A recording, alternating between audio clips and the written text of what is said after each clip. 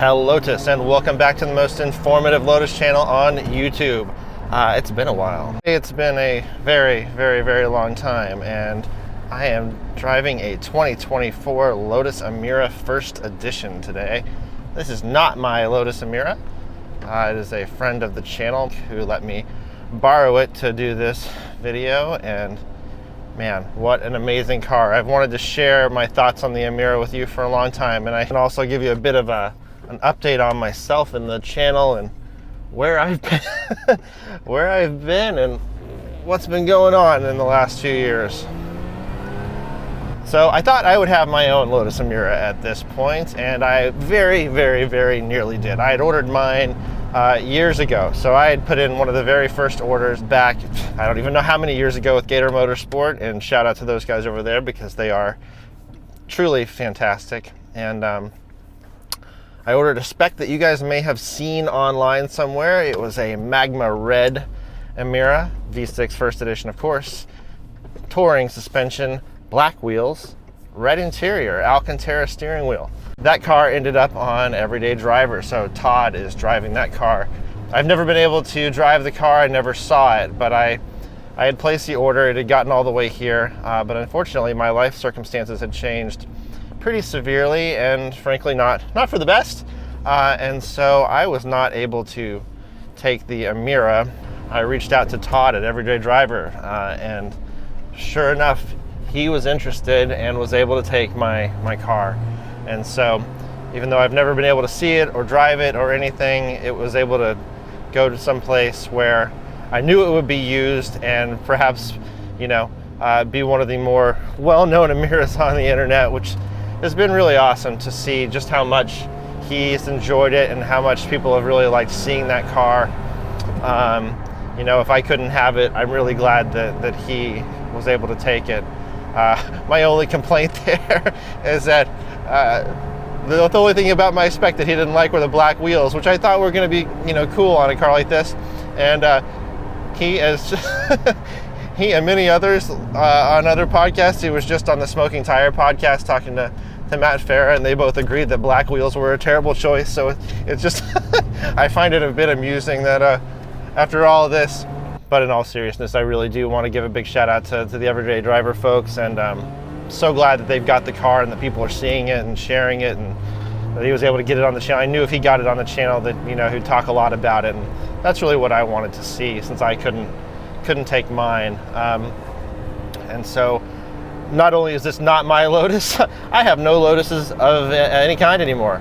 Just to give you a brief backstory, I had really kind of slowed down making videos when my video production business was growing, and I was really focused on that, and it was really growing and really becoming something quite fantastic, to be honest. I was really proud of it. And then I had my first child, Esme, born in November of 2022. And it was like, if you set your watch to it, my business started to take a nosedive about a month after. And no matter what I was doing, our sales dropped by about 75%. We went from making about $100,000 a month down to about 15 to 20. And I had 4 employees at the time, and I really didn't want to break up the team, and I just didn't believe that it was going to hold out and be as bad as it was for too long, and I was wrong. I was able to hold it together for about 6 months and put every last penny I had into the company, everything I had, to try to keep it going, and that wasn't enough. And so I had to close the company, I had to lay everyone off, and now I'm taking the company through bankruptcy, unfortunately. And so it's all part of that. I had to sell my Elise to make my last tax payroll payment. I mean, it was all, it's been a really rough time. The fact that I have such an amazing wife and my daughter is incredible. It has been the most joyous. It's been such a tricky time of both amazing joy and also, really intense sadness and loss. Obviously, I'm still here, and I've been a photographer for all of my life, and so I've leaned back into that because it's something I can do by myself for the most part, and so if you work for a company or are interested in hiring me for event photography or product photography, conference work, portraits, things like that, I'm happy to travel. I'm based in Boston, but please reach out to me at metcalfphotoandvideo@gmail.com. I'll put the link up there if you'd. I also am doing film editing, but I'm not really producing film anymore or video anymore right now because it's all that's really complicated. So anyway, that's sort of the life update portion of this, which anyhow, so that's where I've been. And so it's been a lot of ups and downs. It's been a tough time, but this is a Nimbus Emira, also with black wheels, but I think fewer people complain about it on this car since it's silver, and it reminds me so much of my old Elise. Really same color combo. He's got the black Alcantara interior with yellow stitching, which looks amazing. As I mentioned, it's got the black wheels and it has yellow calipers. It's honestly just a truly stunning machine, and it is incredible to drive. I absolutely love driving this car. He's let me borrow it a few times, and it's really just something. I had never driven an Evora or anything outside from the Lotus family outside of the Elise and the Exige. A friend of mine has an Exige S240, which is also incredible. So I thought I would give you, some of my thoughts from, coming from an Elise, and, I think people are still kind of curious, like, what's the Emira like compared to the Elise? And I mean, there really is no comparison. It's nice that the shift knob is the same, and it really feels at home there, but it's so elevated from what an Elise is or an Exige is. Mike kind of described it as a luxury Exige, as if that isn't sort of a contradiction in terms kind of fundamentally.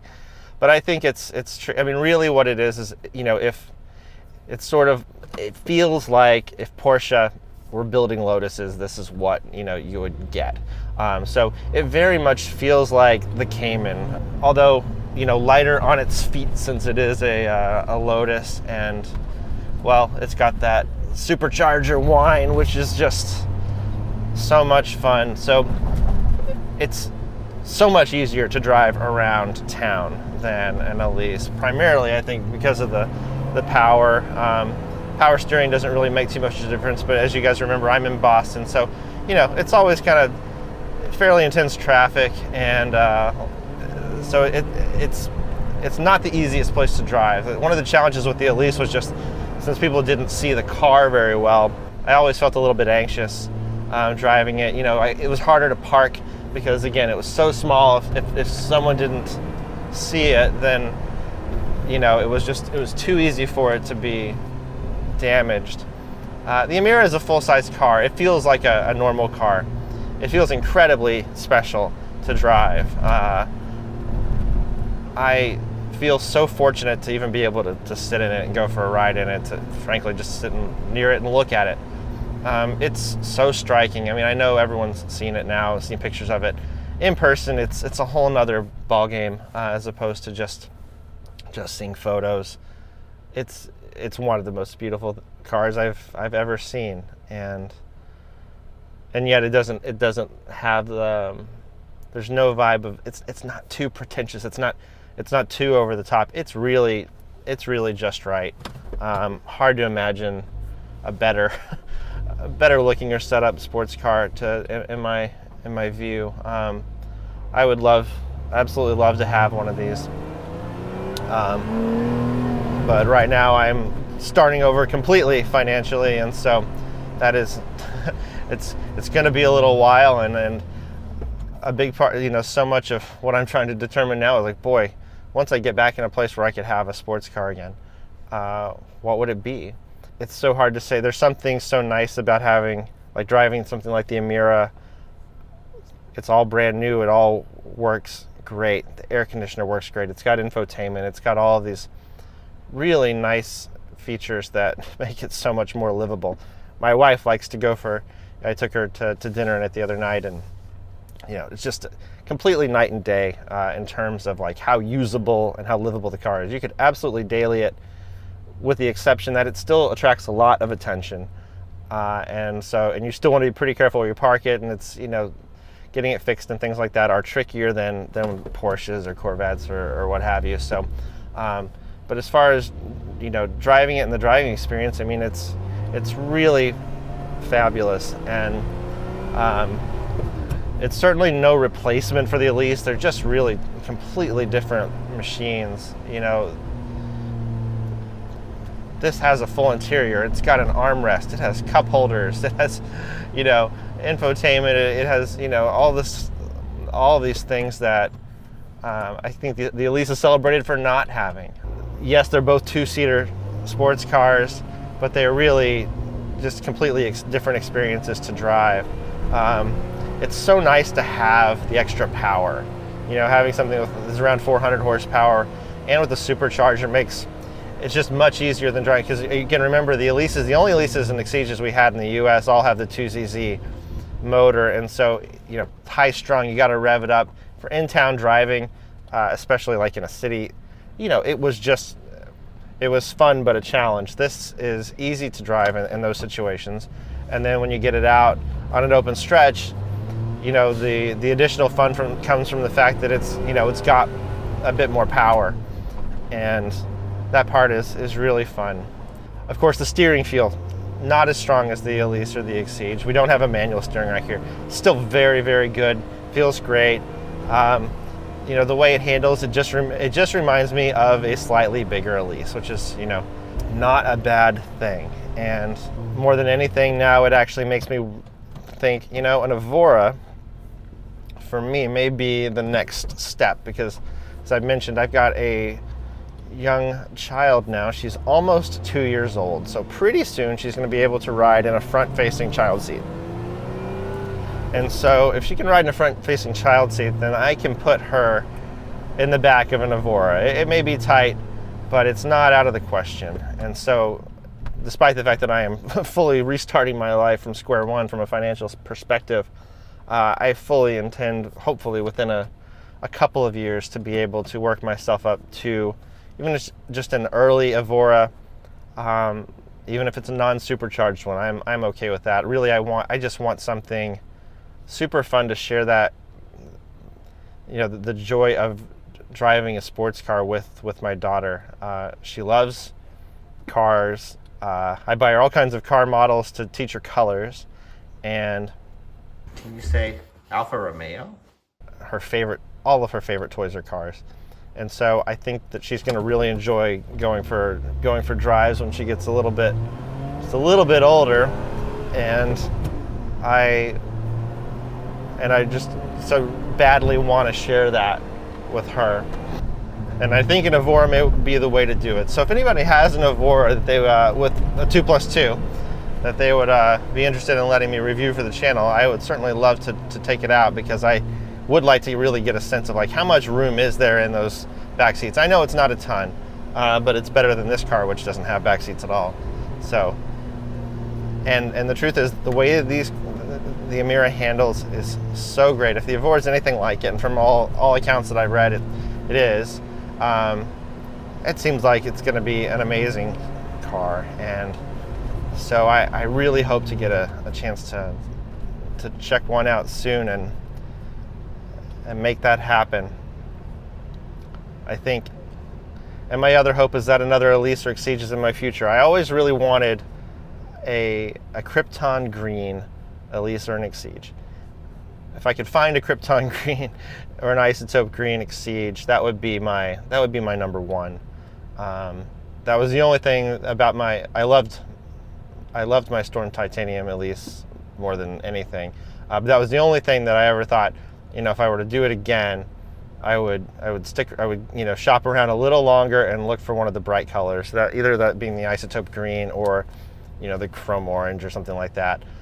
One of those colors would just be a little extra fun. The Elise kind of deserves a bright color like that.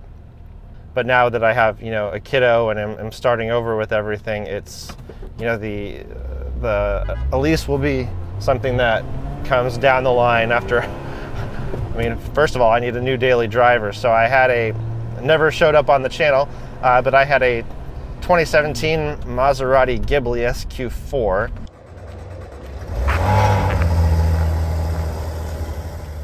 That I actually really liked quite a lot. I was dailying for the last year. And like all Maseratis, its ownership ended in repossession. Voluntary repossession, but repossession just the same. Yeah, so like I said, it's been a bit of a year financially. It's hard to express just what it's like to lose something quite so, a company that was quite as big and growing as it was, and how sad that was, and frankly also just how disappointing it all was. I held it together for so long to protect all of my employees, and the fact of the matter is that once it's over, no matter how much work you put in to try to protect other people and save them, they don't really care, and they're just still upset that it's over. It's just sad, because I cared about them all so much, and I hung in there through levels of stress and pain that are really indescribable, frankly, in order to keep that together. And then it just doesn't change anything about how I would have done it. I was the right thing to do in my view, but it came at a huge personal cost. It's, and the fact of the matter is, I was working so hard to try to hold it all together that I wasn't putting the time into my relationship that I should have, because I was trying to hold our life together through work. And if I had kept doing that, I might have not been able to maintain that, and I would have lost my partner, and and not had the experience that I have now of where I've really been focused on just rebuilding that relationship and being with my kid. And it's been the greatest and worst year that I can describe because of that. It's just these two completely different experiences. This absolute joy of now I get to see my child and spend so much time with her and really be a dad, and it's just the greatest thing I've ever experienced. And also at the same time, complete financial ruin. And a lot of people angry at me, from the business side of things when we shut down, that I, relationships and things like that didn't work out. People just turn on you real quick as if you did it on purpose, even though you did everything in your power to try to hold it together. It's a really, it's just one of those things that goes with the territory. If you ever decide to get in business for yourself and decide you want to try to grow something pretty large, like, that can happen. And anyway, it's back to the Emira. So I wanted to share my thoughts on the Emira with you all, but also give you the life update, because it's been such a long time, and community has always been so good to me. I was able to sell my Elise really quickly when I needed to through Lotus Talk, and man, people came out of the woodwork to tell me how this channel had meant something to them, or how I encouraged them to get an Elise or an Exige, and everything. So many good things have come to me from being part of the Lotus community. I mean, if I hadn't done it, I certainly wouldn't be driving this this Emira right now. It's not mine, but here I am, and it's an extraordinary thing to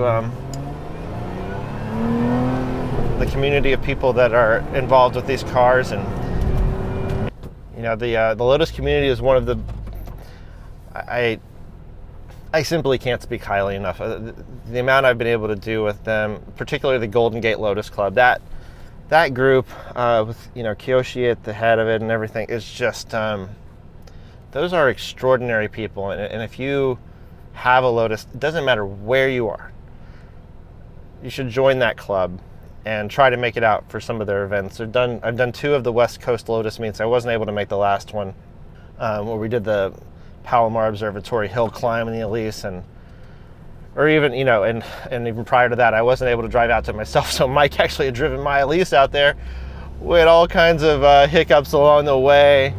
A flat tire, the suspension was, I had taken it in for a full checkup and to have everything sorted on it before we drove it out to California again. And I guess they just missed the fact that the shocks were on their way out. So, you know, not only we lost a tire, had the suspension go out entirely, and then I had forgotten to leave the wheel lug adapter in the car. So the people that came out to help from the club were just, there's just nothing like it. That group out there, and just the Lotus people in general, are really just fabulous. So if you've never had a Lotus, or you've thought about it or wondering what it's like, I mean, the people are just amazing, and almost enough of a reason to be part of it in itself. And I just look forward to driving whatever Lotus I have out to the next West Coast Lotus meet before this is, you know, when I have that opportunity. And yeah, I really can't wait. And like I said, you should just join that club. They are absolutely amazing. They put on the best events, just the kindest group. When I first, you know, started the channel, I was afraid of the I didn't know anyone in the Lotus community. I didn't know anyone in any of the automotive community, and I thought, well, surely people who really know about Lotus are going to think that I'm some kind of, you know, that I don't know what I'm talking about, and, you know, probably don't like my channel, all that kind of stuff.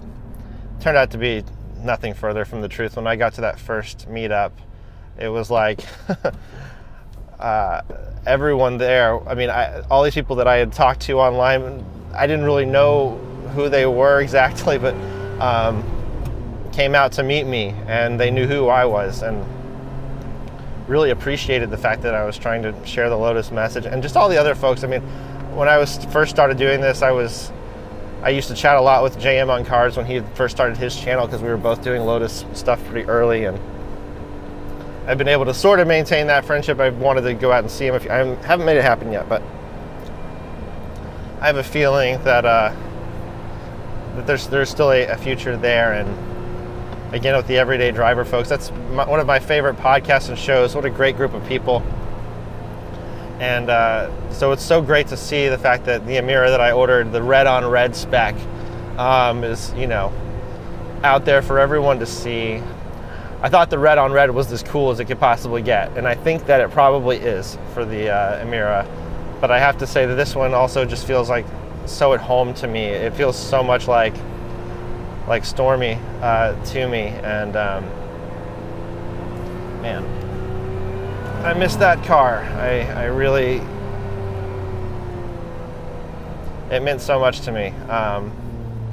Really glad the person who bought it was someone who had wanted an Elise for a really long time, and I was able to give him a good deal on it, since it needed to go fast and it needed some work. I'm starting a new YouTube channel on photography. So that's, my whole life has been photography, really.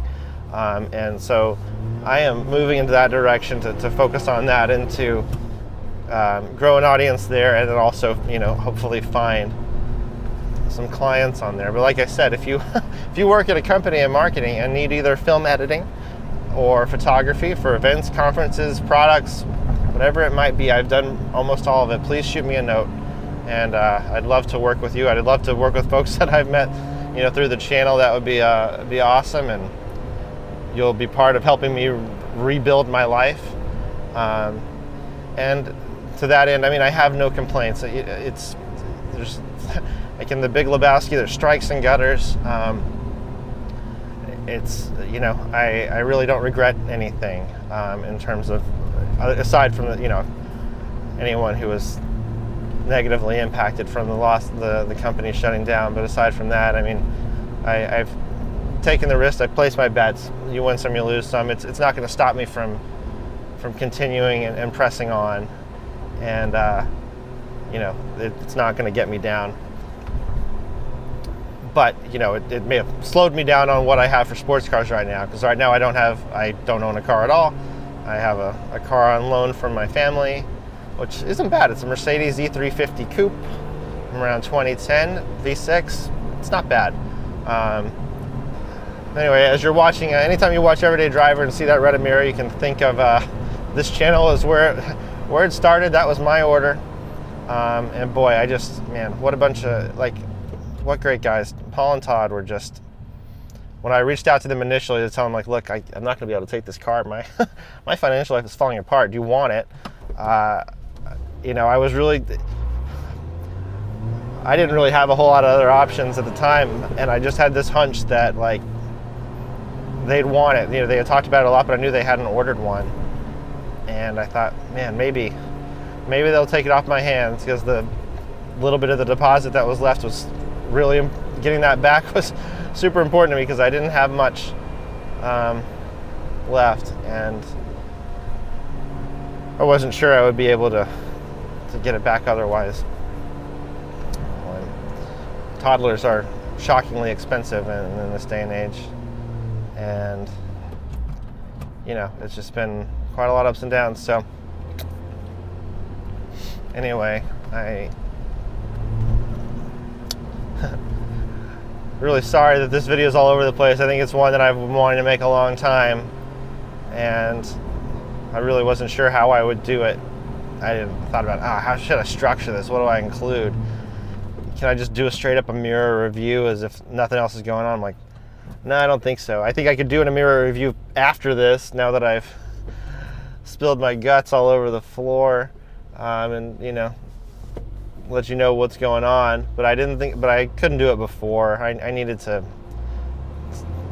talk to my people and kind of share what's happened. I really wish I hadn't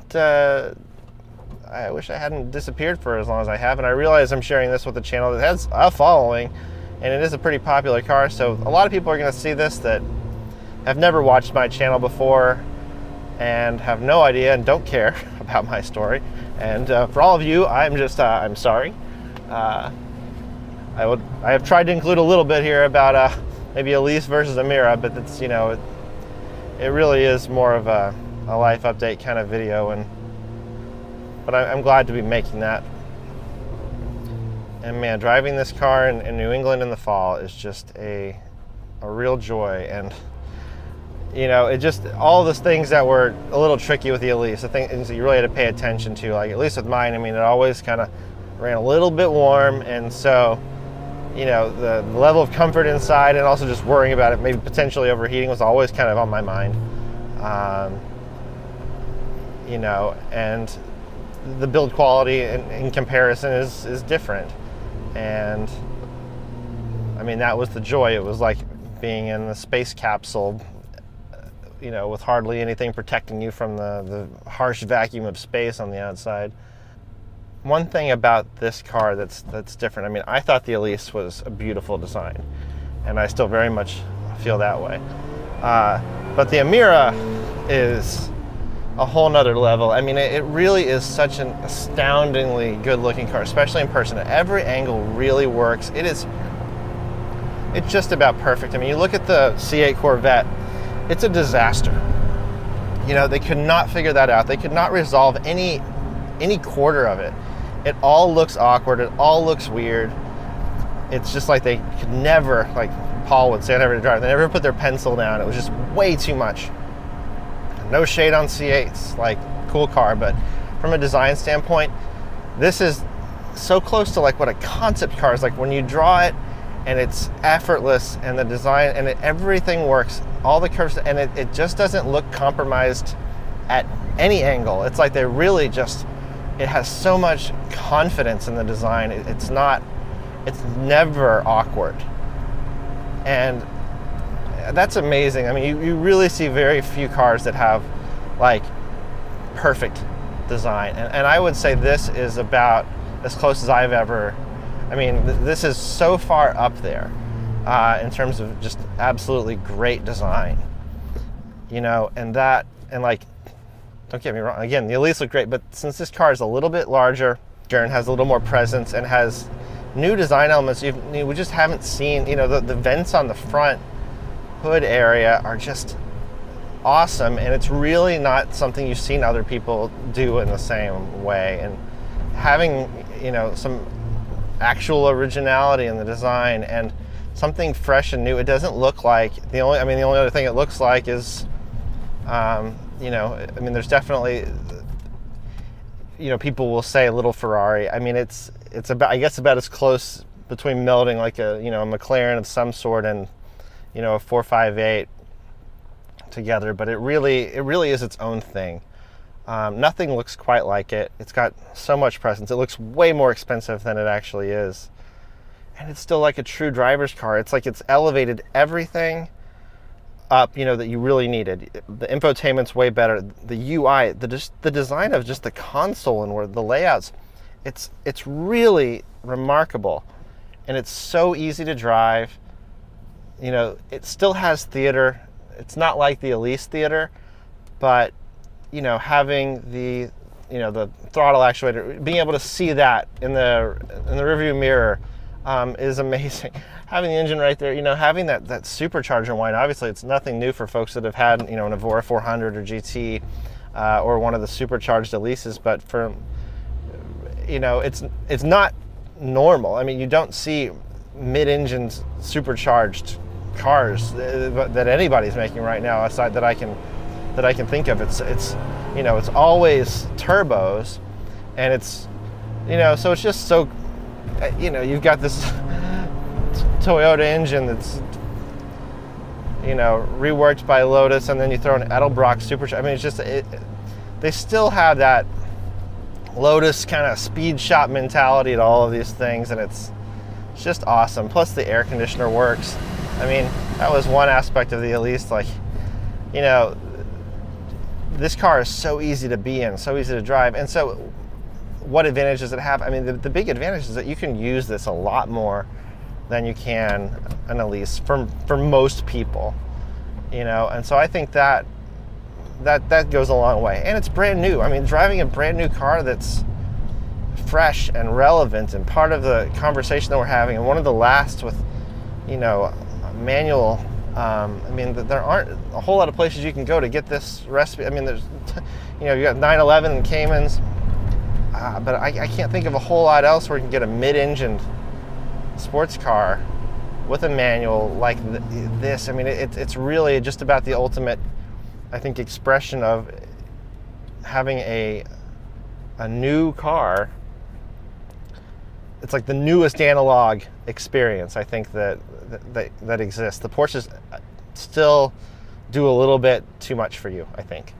And I really like Porsches, so there's, again, no shade on the Porsches. I would love to have one. I'm sure that I will own one at some point, so nothing there. I'm a Lotus person through and through. I have, ever since I got that Elise, I mean, I always liked the Esprit growing up. Getting the Elise was an absolute dream. 6 years of owning it were, man, just the best. I never got tired of that car. I loved it so much. What an amazing machine. I feel so fortunate to get to drive this, and to, it was, what's interesting is you look back and, like, how did they get into this spot? I didn't know anybody with a Lotus when I bought my Elise. I knew nothing about any of it other than just what I had read in magazines and a little bit online. And I just went for it, and a few people around me thought I was a little bit nuts when I did it, but it was really one of the best choices I've ever made in my life. And so if there's something like that in your life that you've thought about trying, you should go for it and see where it takes you, because not everything works out, but some things do. And it's like, here I am, I still get to be part of this community, even though I'm going through a bit of a rough patch.